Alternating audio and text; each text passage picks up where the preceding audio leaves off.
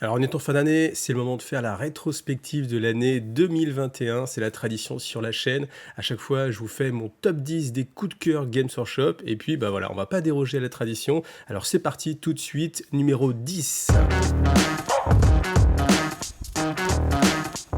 Alors comme c'est une rétrospective de l'année, je pouvais pas passer à côté de Warhammer Plus. Par contre, je l'ai mis à la position numéro 10 parce qu'il y a des bonnes choses, il y a des mauvaises choses. Alors franchement, ce qui est plutôt bien, c'est eh bien les animations, hein, tout ce qui est Angel of Death. Bon, Astartes, ça existait déjà aussi avant, et voilà, on pouvait le voir avant gratuitement. Bon, ça voilà, ça c'est le débat, ça c'est ce qui la part d'ombre en fait qu'il y a sur Warhammer Plus. Après, bon, des choses comme Hammer and Bolter, voilà, c'est plutôt pas mal. J'aurais aimé quand même un petit peu plus, donc en fait j'ai vraiment même hésité à le mettre dans ce top 10 parce que c'est vraiment la limite, mais en même temps ça peut vraiment être une porte ouverte sur des choses assez formidables, vraiment s'ils nous sortent des animations plus régulièrement, quelque chose qui est plus touffu, ça peut vraiment être très sympathique. Après, il y a quand même des choses qui sont assez sympas, hein. Lore Master, si vous êtes anglophone, vous arrivez à comprendre ce qu'il nous dit, et bien du coup c'est quand même assez sympathique, c'est bien tourné je trouve. Les masterclass de peinture aussi, je trouve qu'ils sont plutôt très bien faits, et là pour moi ça a été une très bonne surprise. Après, on a quand même des rapports de bataille, voilà, qui sont tournés vraiment très qualitativement. Je pense qu'on n'est pas au milieu de ce qui peut se faire sur Internet, sur YouTube. Il y a des anglo-saxons qui sont un cran au-dessus de ce que vous propose Games Workshop, mais on est quand même vraiment dans le haut du panier, voilà. Et surtout, je pense que ça va s'étoffer en fait au fur et à mesure. Là déjà, ils nous lancent Deep Strike, donc c'est simplement du talk show, voilà, donc avec les intervenants qui participent. Voilà, il y a toujours des petits articles comme ça. Je pense qu'il y a un roulement qui est pris maintenant, et bah, au final, même si tous les mois je me dis ah oui c'est vrai, il faut que je me désabonne, au final je me dis oh, je me désabonne pas, et puis je regarde un petit peu comme ça de temps en temps. Donc je ne peux que souhaiter que ça se développe et qu'il y ait vraiment une offre plus grande, surtout sur les films d'animation. Là on a vraiment envie qu'il y en ait vraiment beaucoup plus, surtout par rapport à ce qu'ils nous ont montré, hein. Moi j'attends encore le truc avec les taux là, j'espère, peut-être on peut croiser les doigts que ça sorte avec la sortie du Codex TOS, ça serait assez raccord, voilà. Bon, en tout cas, à suivre, et puis 10e position. 9e position, j'ai mis Dungeon Ball. Dungeon Ball, je l'ai mis là parce que, en fait, je trouve que c'est typiquement le genre de produits qui sont super pour faire une passerelle vers un jeu plus touffu qui est Blood Bowl, mais en même temps plaire à des gens qui ne seraient pas forcément des gros aficionados de Blood Bowl, et moi-même je suis pas aficionados de Blood Bowl. Je trouve que les parties sont un petit peu longues, même si elles sont amusantes et plaisantes à regarder, c'est un petit peu long. Donc ça, c'est une façon de jouer entre guillemets avec les règles de Blood Bowl, et avec un jeu beaucoup plus dynamique, beaucoup plus rapide. On peut pas temporiser, hein, dans ce jeu-là, on est obligé d'aller marquer dès que faire se peut. Alors je vous rappelle le principe déjà. Première chose, c'est que vous pouvez mixer en fait dans vos équipes différentes races, donc ça va être assez sympathique pour faire un petit peu le melting pot. Alors après, c'est un petit peu moins sympa quand vous achetez vos boîtes, parce que quand vous achetez vos boîtes, bah forcément vous n'avez pas de boîte qui mixe tout directement, donc il faut soit jouer des bits, soit bricoler, soit faire des échanges, etc. Mais après, la partie dynamique, c'est que vous avez votre donjon qui va changer à chaque partie, vous le faites avec votre collègue de jeu, donc c'est bien, c'est diversifié. Et puis après, vous mettez dans chaque grande salle, vous avez 6 coffres, et dans un des coffres ici, vous avez le ballon. Donc le but, trouver le ballon, et puis après, marquer dans la zone d'embut de l'adversaire. Voilà, vous avez des téléporteurs pour rendre vraiment le jeu hyper dynamique, et je pense que c'est vraiment super parce que déjà, c'est un produit qui se tient à lui tout seul. C'est-à-dire quand vous avez cette boîte Dungeon Ball, d'accord, certes, il faut, si vous avez envie de faire d'autres équipes, il faut aller chercher d'autres équipes, mais sinon ça se tient tout seul, donc c'est un jeu à part entière, une offre qui est complète plus ou moins, et puis bah voilà, ce jeu il est vraiment très sympa, et si vous avez envie d'aller plus loin, ça peut être une bonne initiation pour tendre vers du Blood Bowl, de la Ligue Blood Bowl, etc. Donc c'est plutôt pour moi une très bonne sortie. Alors, 8ème place, j'ai voulu mettre Dominion Age of Sigmar pour la V3. Alors moi-même, j'ai pas encore franchi le pas, mais je trouve que cette boîte, elle est vraiment très intéressante parce qu'elle offre beaucoup de figurines, et c'est ce qu'on a envie de trouver dans les boîtes de démarrage, hein. Je me rappelle, il y a pas longtemps, je faisais avec un ami le bilan de toutes les boîtes de démarrage qu'il y avait eu sur Warhammer 40 000, et quand on pense à Macrage, où on avait quelques pauvres gaunt en mode clipsable, là on a quand même franchi beaucoup d'étapes. Alors on est sur une offre très fournie, hein. C'est-à-dire que ça, c'est vraiment vraiment beaucoup de figurines, je trouve. Donc vraiment une boîte de démarrage qui pourrait se suffire à elle seule. Alors bien sûr, ce n'est pas le cas parce que le jeu va être trop limité, mais en tout cas, les figurines, je trouve qu'elles sont assez formidables en fait, hein. Vraiment Indrasta, moi c'est une de mes figurines préférées, un des coups de cœur. J'aurais même pu la mettre peut-être même elle seule dans les coups de cœur. Et comme elle est dans cette boîte là, c'est pour ça sans doute aussi que la boîte est là. Mais vraiment, je trouve que cette figurine est vraiment très jolie. En plus, il y a eu un beau travail de fait sur les Stormcast. Autant avant, c'était vraiment du Storm Marines, vraiment très carré, très même dans le côté arrondi, c'était très massif, pas très sexy. Là, je trouve qu'il y a eu un vrai travail pour les faire ressortir. Pareil sur les Oruk. Alors les Oruk, je suis un petit peu moins partisan du... C'est un petit peu moins mon style, mais en même temps, on peut pas plaire à tout le monde. Là, j'accroche un peu moins, mais en tout cas, on peut pas dire qu'il y a pas eu de travail dessus, hein. Il y a eu de très beau travail dessus.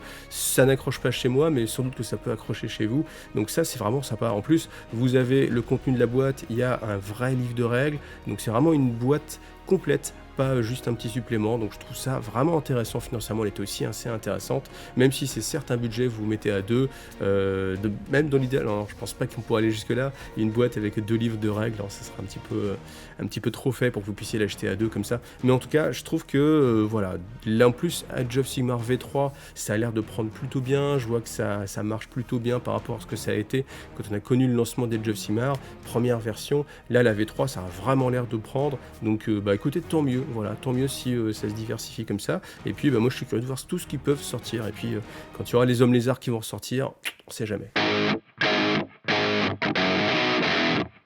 Alors petit coup de cœur figurine, c'est sur Adeptus Titanicus, et j'avoue que quand la figurine est sortie, au début ils nous avait teasé simplement un petit pied du War Master, et moi je m'étais prêt à rêver que ce serait le Titan Imperator. Bien sûr ce n'est pas le Titan Imperator, là il y a le côté frustration parce que j'aurais vraiment aimé qu'on passe à des titans vraiment connus, des titans assez emblématiques, les Titanicus, mais le War Master, pour l'avoir eu en main, il est vraiment très très réussi, avec un niveau de détail sur cette échelle-là que je trouve vraiment formidable. Et c'est aussi une des raisons pour laquelle je le mets dans ce top, c'est que j'aime la figurine et j'aime aussi ce que ça laisse présager, parce que moi on m'enlèvera pas de l'idée que ce genre de pièces qui sort, avec aussi les pièces d'Adeptus Titanicus, d'Ironutkia Imperialis, eh bien on va se rapprocher un jour de Epic, ou peut-être il va s'appeler autrement, mais vraiment de la réédition d'Epic, et je pense vraiment qu'il place en fait des pièces comme ça. Et une fois qu'on aura beaucoup de choses sur Ironutkia Imperialis, tous les petits avions, qu'on aura aussi beaucoup de choses sur Adeptus Titanicus, il y a un moment donné ce sera pas très compliqué en fait de faire quelques unités en plus pour vous permettre vraiment de jouer à je sais pas comment il va s'appeler ce jeu, hein, donc Epic 2023 peut-être, mais vraiment moi j'attends ça avec impatience, et quand je vois vraiment le niveau de détail, vous voyez ces petits canons laser ici là, qui sont vraiment extrêmement détaillés, je pense que ça va être vraiment un bonheur à jouer. J'adore cette échelle là, donc c'est pour ça j'aime cette figurine, elle a de la classe. Et puis déjà Titanicus aussi, c'est un super bon jeu, hein. Je vais essayer de vous en reparler l'année prochaine, faire au moins un rapport de bataille, et vraiment pour moi ça laisse que présager du bon pour l'avenir. Voilà, donc j'attends ça avec impatience. Ensuite, là aussi, je mets une figurine, et je mets les 2 dragons, la Grandis et son frère, parce que je trouve que on est sur de la figurine extrêmement emblématique, extrêmement extrême. En fait, l'idée, c'est que je trouve que Forge World, eh bien, enfin, c'est pas je trouve, hein, c'est Forge World ne sort plus rien, que ce soit pour Warhammer 40 000 ou pour Age of Sigmar. En fait, on est vraiment que sur de l'Horus Heresy, et moi, je regrette un peu ces grosses pièces qui font rêver un peu, et qui sont les pièces qui peuvent guider vers une armée ou ce genre de choses. Et la sortie de ce magnifique kit de dragon, eh bien, surtout peint comme celui-ci, là, vraiment Richard Gray, franchement, très très beau boulot. Eh bien, tout ça, ça me fait penser que c'est Games Workshop forcément qui va remplacer ce que faisait un petit peu Forge World à l'époque. De là à attendre un titan, un titan en plastique, pourquoi pas, hein, ou le fameux Sundero plastique, hein, forcément, échelle Warhammer 40 000, mais en tout cas, cette pièce-là, je la trouve vraiment très belle, et là aussi, on voit la maîtrise que peut avoir, encore une fois, Games Workshop sur des gros kits, des choses qui envoient, et qui font vraiment rêver, voilà. Et donc, ce petit coup de cœur aussi pour ce tout petit dragon, et j'aurais pu mettre aussi les chevaliers Stormcast sur dragon, parce que je trouve qu'ils sont aussi très très très réussis. Mais voilà, comme il fallait choisir, j'ai mis ce dragon là, voilà. Et puis on passe un tout petit peu les belles images, mais ça je trouve ça aussi sympa, ça c'est aussi un petit coup de cœur, c'est le fait d'envoyer les figurines comme ça à des personnes, des peintres, et puis on a plein de visions différentes en fait et même l'une des dernières, voilà, celle-ci par exemple, d'Emma, qui a vraiment son propre style, très différent de ce que peut faire le studio. Là aussi Vince Venturella, très bonne application et puis celle-là aussi, une interprétation un petit peu différente avec une sorte de dragon capturé, par les Oruk. Je trouve que c'est assez sympa justement de permettre à la communauté, eh bien, d'apporter sa propre touche en fait dans, les sorties Games Workshop et au moins à travers la peinture et au moins motiver un petit peu les gens. Voilà, c'est un très bon point.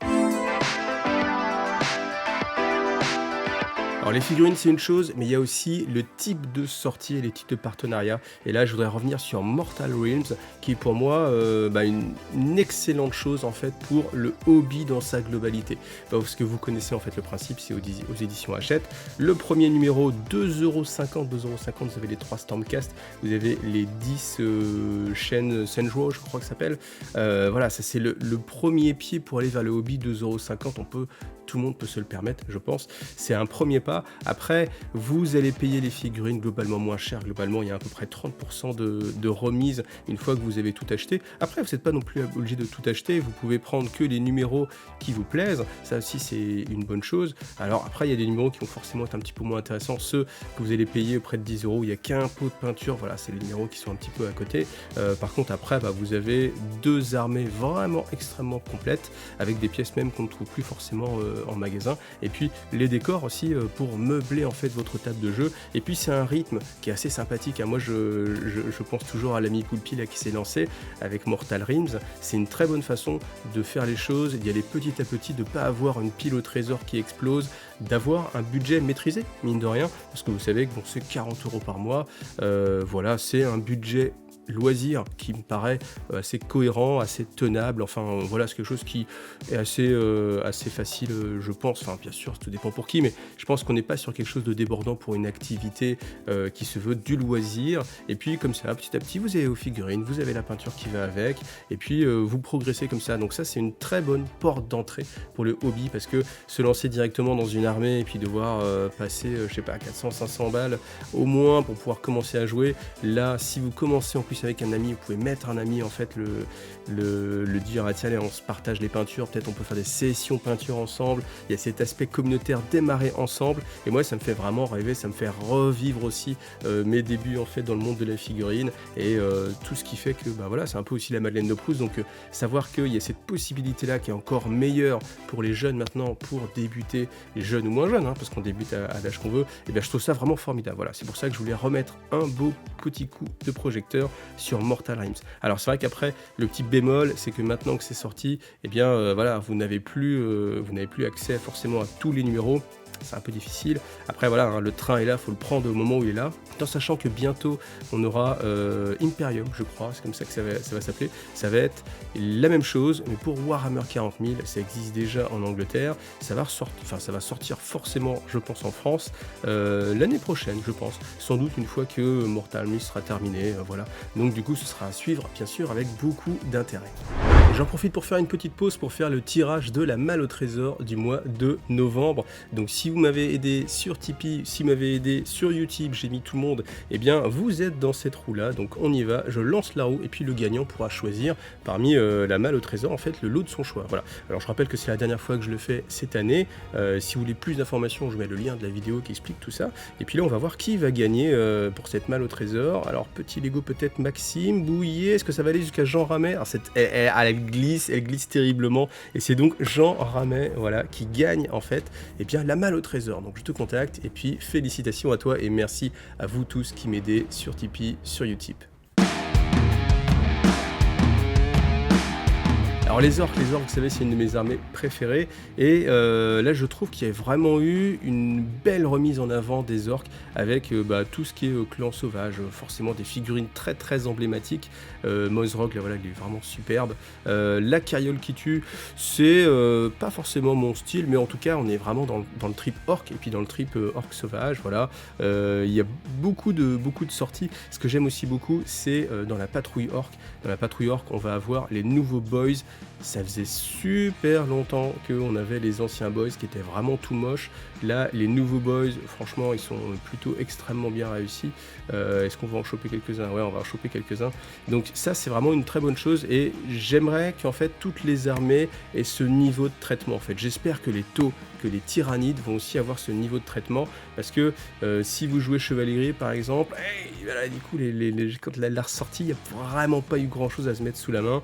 Voilà, quand on est orc, là, vraiment, on est pas gavé, hein, parce qu'il n'a jamais assez, mais en tout cas, on est vraiment gâté. Voilà, c'est plus ça le mot que je cherchais, gâté. J'espère qu'avec les taux, ce sera la même chose, qu'on va pas avoir juste le petit Dark Strider à se mettre sous la dent, et puis ça va être tout. J'espère qu'on aura vraiment une sortie avec beaucoup de figurines en plus, parce qu'au final, moi, c'est ça qui me plaît, hein, c'est ça qui me plaît dans le jeu, c'est d'avoir plein de figurines et puis de se dire tiens voilà je vais monter telle armée, enfin telle sous-section d'armée, typer vraiment les choses. Et moi j'avais commencé vraiment avec la boîte, je sais plus comment il s'appelle, mais où il y avait justement les coptères qui étaient sortis et c'était les coptères qui m'avaient donné envie de jouer orc. Et je l'avais acheté vraiment pas mal, c'était vraiment encore une fois des bons souvenirs, donc tant mieux, j'espère vraiment que ce traitement il sera fait pour toutes les armées à venir. Alors top 3, je mets Warhammer Quest Curse City parce que d'une part l'expérience de jeu je la trouve vraiment excellente, d'autre part c'est un jeu à part entière, donc là aussi j'aime en fait ce côté Games Workshop vous propose un produit fini, vous achetez simplement cette boîte là, vous n'avez pas besoin d'acheter autre chose et puis vous pouvez faire comme ça une campagne. En plus la campagne pour la jouer je trouve qu'elle est vraiment assez sympathique, elle est bien tournée, il y a du côté narratif assez plaisant par rapport à Blackstone Fortress, je trouve que vraiment en termes de règles, c'est beaucoup mieux. En tout cas, moi, ça me parle beaucoup plus. Donc voilà, ça c'est très bien. Ensuite, il y a eu... alors, j'ai même suffisamment accroché pour lire même un roman sur la cité maudite. Voilà, donc comme ça permet de s'approprier un peu plus les personnages. Donc c'était assez sympathique. Les figurines sont très jolies, je trouve, très bien définies. Les boss aussi, on est sur quelque chose de très mature. Hein. Vous voyez vraiment, lui là, Gorslav le Fossoyeur, c'est une figurine, quand on la voit, on se dit Games Workshop a vraiment franchi un degré de maturité plus grand que ce qu'on pouvait avoir à une époque. C'est des figurines qui s'adressent à un public un petit peu plus adulte. On n'est pas sur de la fantaisie, ouais, les gobelins, etc. Et ça m'avait plu aussi, j'avais accroché. Après, bien sûr, l'énorme bémol sur Curse City, c'est sa disponibilité. Il y a eu un gros craquage en fait sur les quantités faites. Je pense que ça va ressortir parce qu'il est prévu des extensions et je ne les vois pas sortir des extensions sans qu'il y ait de boîte de base. Et puis franchement, à chaque fois que j'en parle, tout le monde est vraiment en mode mais quand est-ce que sort la boîte, etc. Alors je pense que c'est pas si simple que ça et avec le climat actuel, en fait c'est assez compliqué je pense pour eux de fournir des choses parce que faut savoir que évidemment les figurines sont faites chez Games Workshop, par contre tout ce qui est matériel de jeu, les cartes, les boîtes, ce genre de choses, ça vient de la Chine. Donc comme c'est assez compliqué, j'imagine qu'on peut pas forcément, peut-être que les choses sont prévues peut-être 2 ans à l'avance, donc c'est un peu difficile de, à un moment donné, trouver un créneau pour pouvoir refaire une boîte, etc. Mais en tout cas, cela mis à part, c'est vraiment pour moi une excellente sortie, donc j'espère que eh bien, la boîte ressortira. Si vous avez l'occasion, n'hésitez pas à y jouer, en tout cas, très très bon jeu. Top 2, j'ai voulu mettre Warcry Moisson Rouge parce qu'il y avait une grosse déception pour moi avec Warcry Catacombes, étant donné que je trouvais que la boîte était vraiment très peu remplie. Là, on est sur une boîte, pareil, qui nous donne, je trouve, vraiment pour 160 €. On a les 2 bandes, on a les décors, et c'est vraiment ça pour moi qui a une valeur ajoutée assez énorme. Et puis on est encore une fois sur un jeu qui est complet. C'est-à-dire que quand vous voulez jouer à Warcry, il suffit d'acheter cette boîte-là, et puis vous avez tout ce qu'il faut pour jouer. Alors si vous êtes un petit peu optimisateur, vous pouvez avoir envie de jouer plusieurs personnages, il va falloir un petit peu bricoler, mais rien ne vous interdit d'utiliser des proxys. Vous avez l'impression 3D aussi maintenant qui vous permet de jouer avec d'autres figurines. Vous avez des gammes de figurines assez complète à trouver ailleurs, même aussi la conversion. Donc ça c'est vraiment un produit que je trouve très intéressant. Et puis Warcry pour moi ça a toujours été un jeu coup de cœur parce que quand on y joue on s'amuse. Alors toutes les parties certes ne sont pas équilibrées, ça si vous y jouez vous en avez fait l'expérience, c'est-à-dire que vous allez démarrer une partie et puis suivant l'organisation du scénario, suivant l'organisation de la table, eh bien peut-être que la partie elle va être beaucoup plus déséquilibrée qu'une partie standard de n'importe quel autre jeu. Mais ça fait partie du jeu et puis libre à vous de vous en rendre compte assez rapidement vraiment d'arrêter. C'est des parties très rapides, hein, une partie de Warcry, ça va se durer vraiment 1 heure. Donc voilà, c'est pour ça que c'est à la fois bien pour faire des tournois, des rencontres, mais pas bien parce que les choses seront pas forcément équilibrées et on peut déjà perdre ne serait-ce qu'au déploiement suivant les cartes qui sont piochées. Mais bon, malgré tout, si vous jouez pas en tournoi, si vous jouez entre vous, je pense vraiment que Warcry, c'est un formidable pied pour entrer dans le monde de la figurine. Si vous avez envie d'initier vos amis à un jeu de figurines, Warcry, les règles sont extrêmement simples, pourtant elles sont assez intéressantes pour vous donner vraiment envie de jouer. Donc voilà, moi je peux que souhaiter le meilleur pour l'avenir de Warcry. Je suis un petit peu déçu que le jeu ne soit pas plus poussé, en tout cas on n'a pas l'impression que le jeu est plus poussé que ça. Il y a eu toutes les bandes qui sont sorties. Là, les derniers 6 mois, depuis Catacombe, il n'y a pas eu forcément grand chose de sorti. Moi, j'aimerais vraiment qu'ils boostent les PNJ, c'est-à-dire qu'on est tout le temps vraiment des animaux chaotiques, des beasts of chaos qui se travaillent sur la map, pour vraiment rajouter en plus ce côté environnement qui est autour de vous. C'est-à-dire vous avez le joueur A, le joueur B, l'environnement. Voilà. Mais en tout cas, il y a eu un boost sur les décors. Les décors sont vraiment très très beaux. Et en plus, ils ont des règles. Ça, c'est vraiment aussi assez narratif. Donc voilà, tout ça, ça me plaît vraiment beaucoup. Donc j'espère que Games va pas faire n'importe quoi avec Warcry à l'avenir. Top One pour moi, alors c'est pareil, c'est aussi une boîte qui a disparu, mais pour moi c'est quand même un gros coup de cœur, donc le plus gros coup de cœur même de l'année 2021, c'est Kill Team Octarius. Pour les mêmes raisons que Warcry, la boîte, je la trouve vraiment extrêmement bien remplie et on en a pour son argent et on est aussi sur un jeu qui est complet en fait. Ça c'est ce que j'aime, c'est vous achetez cette boîte là, vous n'avez pas forcément besoin d'acheter autre chose, vous pouvez avoir une expérience de jeu complète avec cette boîte là. Les décors en plus sont réutilisables, ça c'est encore un argument que je donne, mais les décors, même si vous jouez plus à un moment donné à Warcry, vous jouez plus à un moment donné à Kill Team, et bien ces décors, si vous jouez à d'autres jeux, vous allez pouvoir les réutiliser, hein. C'est toujours quelque chose d'actualité en fait les décors, sauf s'ils sont vraiment extrêmement typés. Forcément, si vous avez des décors typés Warhammer 40 000 et qu'après vous dites tiens je veux jouer au Seigneur des Anneaux, ça va être un petit peu compliqué. Mais si vous restez dans un univers comme ça un petit peu futuriste, et bien ça va être réutilisable. Et les décors, j'ai envie de dire c'est pour la vie, hein, surtout ceux en plastique comme ça, donc tant que vous en prenez soin, vous pourrez toujours les réutiliser, donc c'est un investissement. Ensuite, les figurines, là j'ai vraiment aimé le soin apporté, que ce soit pour les Descorp, hein, les figurines sont vraiment très très jolies, très très fines, ça nous change en plus du Cadien, on est vraiment sur une imagerie assez grande, donc là aussi on attend qu'il y ait ces boîtes là qui puissent sortir qui puissent sortir de façon plus variée en fait, qu'on ait un peu plus de choses, des escouades d'armes lourdes, ce genre de choses là, pour avoir vraiment une armée Warhammer 40 000 d'escorp assez complète, pourquoi pas même un kit à mettre sur les véhicules, hein, ça pourrait vraiment être très sympa, des kits de conversion. Et puis chez les orques aussi, je trouvais que les figurines de commando, elles avaient tout un caractère assez fort, alors on essaie d'y aller assez rapidement, voilà, hop, et ces figurines là, elles sont vraiment emblématiques de tout ce qu'on peut imaginer chez les commandos orques. Ça va bien avec la nouvelle gamme Orc et ça fait que rajouter à l'armée déjà que je vous ai mis tout à l'heure. Donc vraiment, si on est joueur Orc, là je pense qu'on a été comblé pour toutes ces sorties là. Et c'est pareil, le jeu Kill Team, moi ce que je reprochais c'était que c'était un jeu qui était une sorte de 40 000 yophilisé où c'était 40 000 mais avec des petits trucs en moins, en coupe à gauche à droite et puis on essaie de faire rentrer ça dans un petit format. Là pour le coup, ces nouvelles règles, elles sont vraiment 100% homogènes pour être un jeu à part entière qui n'est pas Warhammer 40 000. Et si les gens n'aiment pas les règles de Warhammer 40 000, forcément ils n'aiment pas les règles de Kill Team. Alors que là, ce n'est pas le cas. Vous pouvez tout à fait dire je n'aime pas les règles de Warhammer 40 000 et au contraire j'aime les nouvelles règles de Kill Team. Voilà.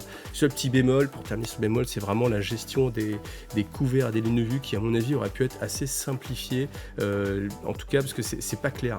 Même la première lecture c'est pas clair, la troisième lecture c'est toujours pas clair, vous avez joué 3 parties, c'est pas encore tout à fait clair dans vos têtes et quand vous revenez après quelques mois parce que vous avez joué à plein d'autres jeux, vous revenez dessus, c'est pas clair du tout, donc ça c'est peut-être un petit peu le bémol, mais en tout cas j'attends de voir aussi ce qu'ils vont faire sur Kill Team.